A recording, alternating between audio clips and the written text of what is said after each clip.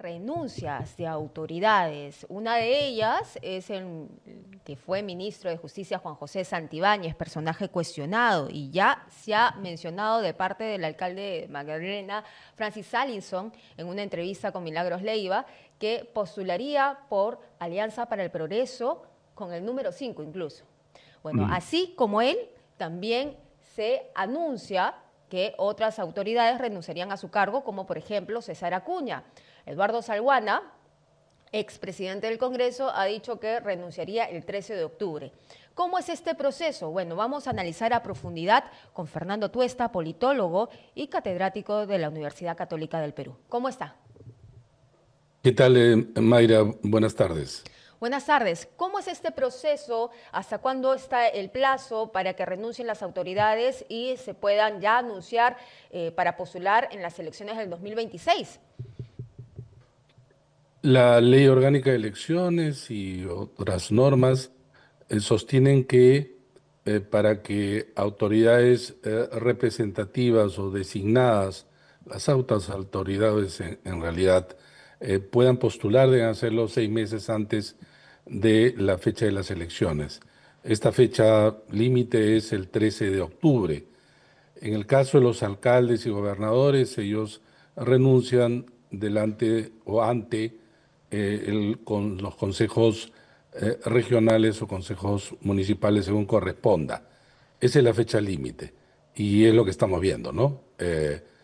Ha dado el caso del ministro Santibáñez, que lo ha hecho con, digamos, varios días de anticipación, pero probablemente vamos a tener el panorama muy más claro el mismo 13.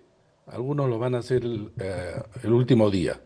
Y lo van a hacer por diferentes razones. Yo creo que en el caso de autoridades representativas, alcaldes, gobernadores, como ya ha ocurrido, en algunos casos, no digo todos, van a usar su cargo hasta el último para hacer propaganda como lo que han hecho, ¿no? O para hacer determinadas gestiones que consideran ellos es parte de su gestión, o también en términos laborales, porque en realidad se les computa pues hasta el último día de renuncia, ¿no? Claro, pero también vamos a hablar de la neutralidad electoral, porque también hemos visto que gobernadores, alcaldes y congresistas llevan meses ya en campaña. Así es. Bueno, este es un problema, ¿no? No de ahora, pero digamos, estamos viendo en los últimos tiempos, digamos, en esta elección, que la situación ha recrudecido. Hay gobernadores y alcaldes, sobre todo, que están haciendo campaña desde el año pasado. Y para eso ya se han dado casos en que los jurados electorales especiales no solamente se han pronunciado, sino han resuelto, señalando que había violación de la neutralidad en el caso del gobernador César Acuña, el caso del alcalde de Lima, Rafael López Rafael Aliaga. López Aliaga, eh, digamos que son los casos más quizás visibles, ¿no? En el caso de los congresistas, el tema de los congresistas es que ellos han usado los recursos que tienen en sus manos, que es cambiar el reglamento para que las semanas de representación sean también usadas como para, digamos, hacer propaganda, publicidad. Aun cuando más allá de la semana de representación se ha visto casos también en que usan los recursos públicos. Y Mayra, es muy importante lo de la neutralidad, porque tiene que ver con dos cosas. No solamente que la autoridad debe ser imparcial, e imparcial lo involucra también a la autoridad, sino porque estás en un plano de ventaja. Vamos a tener cerca de 10.250 candidatos y entonces este pequeño número, que es los gobernadores, alcaldes, sobre todo, ¿no? Congresistas también, pero sobre todo los primeros, eh, utilizan su cargo y van a un plan de ventaja, porque el ser esa autoridad lo que hacen es redoblan su visibilidad, ¿no? Digamos, sobre pretexto de inaugurar obras, algunas inconclusas incluso, utilizan, repito, para tener ellos una visibilidad mayor. La Claro. visibilidad te da la ventaja, obviamente, que la gente te reconozca, te asocie con el partido donde vas a postular, y tienes pues una publicidad gratis, porque eso no lo pagan, ¿no? Eso indirectamente lo pagamos todos los peruanos o los limeños en el caso que corresponda. Y señor Tuesta, ¿esto no tiene una sanción? Una sanción no solamente económica, imagino también administrativa. Mira, el problema es el siguiente. El- los fiscalizadores que hay en todos los jurados electorales especiales, que son 60 a nivel nacional, van viendo, por supuesto, y no logran pues ocupar a todos, ¿no? A seguir a todos, pero en los casos que así ha sucedido, emiten un informe y el jurado electoral especial resuelve. Por ejemplo, en el caso del alcalde de Lima, la resolución señaló de que él contravino, violó la norma de neutralidad, pero en los meses de mayo y junio. Miren en qué mes estamos, y estamos en octubre, ¿no? Claro. Pero además, obviamente, como un sistema garantista, ciertamente lo que ellos pueden hacer es apelar ante el Jurado Nacional de Elecciones, que resuelve en última instancia. Pero hay pues desde la amonestación, ¿no? La exhortación, y si hay reincidencia, hay una aplicación de una multa. Pero este proceso es relativamente largo dentro de plazos, digamos, que ellos utilizan y dentro del cronograma que son cortos. Y entonces, repito, puede haber una sanción que ocurra más allá del 13 de octubre, pero el daño está hecho. Me refiero al daño de propinar al proceso electoral un elemento contrario a lo que debe ser, sobre todo en este caso, de igualdad en la competencia, Claro, ¿no? y el proceso debería agilizarse en todo caso, ¿no? ¿Se puede regular? No es difícil que eso sea porque quienes tienen que regular son los partidos que están en el Congreso, que a su vez son portavoces de sus candidatos, ¿no? Entonces, ellos Sí, mismos no van a, digamos, normar en sentido contrario, ¿no? sí.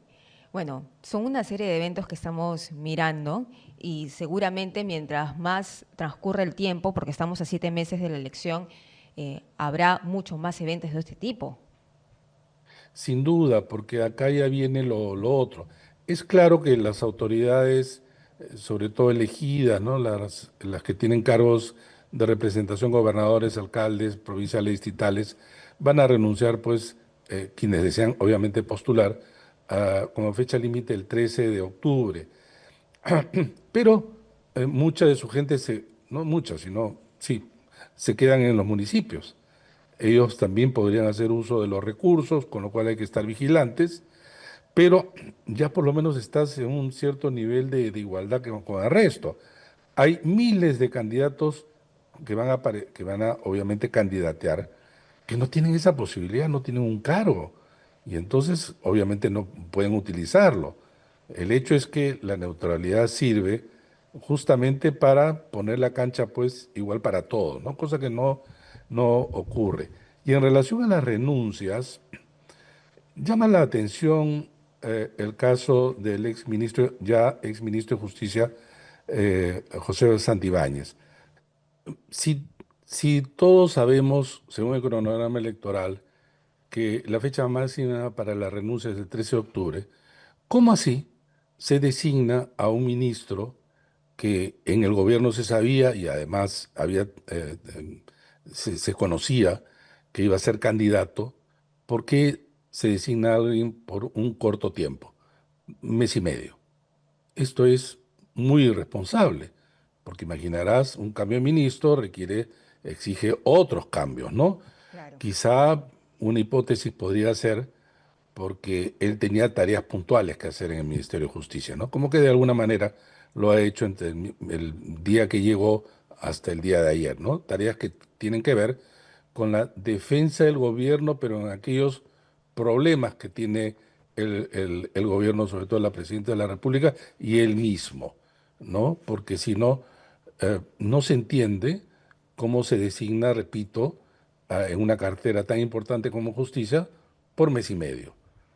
Otra cosa es que otros ministros van a renunciar, como el caso de Salud, parece todo indicar que es así, Sí, pero es un ministro que ha estado pues meses, ¿no? ¿Qué claro, meses? Va de un año, ¿no? sí. Pero en el caso de José Santibáñez la cosa es distinta. La cosa hay que verla desde esa perspectiva o la otra o quizá asociada a esta, es que no renuncia el 13, sino ahora, porque la probabilidad de la censura quizá había crecido, había llegado a sus oídos que esto se podía producir. Pero en cualquiera de los casos, repito, viendo el tema de la designación, es una designación irresponsable. Ya se critica, y creo que con razón, alcaldes y gobernadores que del momento en que postularon en el año 2022 sabían que lo iban a hacer también para las elecciones generales y por lo tanto no iban a terminar el mandato, ¿no? Yo estoy casi seguro que muchos de los que están ahora renunciando, gobernadores y alcaldes, sabían que lo iban a hacer, pero querían ese cargo que ostentan ahora de representación, que siempre les da una vitrina, un Claro, trampolín, una un ventaja. espacio, una ventaja para renunciar. Y entonces algunos lugares van a tener gobernadores que, claro, Eso van a debería ser asumir, sancionado, ¿no, señor Tuesta? digamos, podría ser limitado o prohibido. Claro, Para decir que no puede ser posible que alguien postule teniendo un cargo de representación. claro. Ciertamente la ley sostiene que se debe renunciar antes, pero una cosa es pues cargo de designación, vale decir un ministro, claro, también alto funcionario, puede ser miembro del Tribunal Constitucional, Junta Nacional de Justicia, etcétera. Pero bueno, la norma es así y ya no es una norma de hace poco, sino con esto ya tiene tiempo, ¿no? Pero yo creo que no es lo mejor, ¿no? Ujú. Eh, sa- un cargo debe terminar antes por situaciones, digamos, excepcionales, que pueden ser, pues, situaciones donde no puede físicamente, como una vacancia, ¿no? No puede seguir en el cargo, o porque se le destituye por alguna, o vaca por alguna situación, pero por voluntad, por medición política, por, por postular a otro cargo, yo creo que no es lo mejor, en todo caso, pero no está prohibido. Muy bien. Yo quiero terminar este análisis consultándole sobre cómo cree que tenga ahora la posibilidad Alianza para el Progreso, si tenemos a un César Acuña de gobernador cuestionado por la falta de medidas efectivas contra la criminalidad y también la posibilidad que tiene Juan José Santibáñez de alcanzar un cargo dentro del Senado. Esto es bastante irónico porque ambas autoridades son cuestionadas, pero mucho más cuestionado es Juan José Santibáñez. Son cuestionados como van a haber otros también que están cuestionados, pero en el caso de Alianza para el Progreso es un partido que ha apoyado este gobierno, no solamente en términos políticos generales en el Congreso, sino con personas que están en el gobierno, incluso en el caso de ministros Pero tiene esa como el de capacidad de Salud. arrastre. Bueno, entonces ellos juegan, obviamente, apuestan a que no sé si es que piensan que pueden ganar la presidencia, pero que pueden tener una bancada importante, yo creo que a eso están sí apostando, de todas maneras. Ahora, va a depender del electorado si va a ejercer una suerte de voto de castigo a muchos de los partidos que son responsables de lo que está pasando en el país. Pero también es cierto que al haber 39 organizaciones políticas, la gente vota por los que se conoce, no por los que desconoce.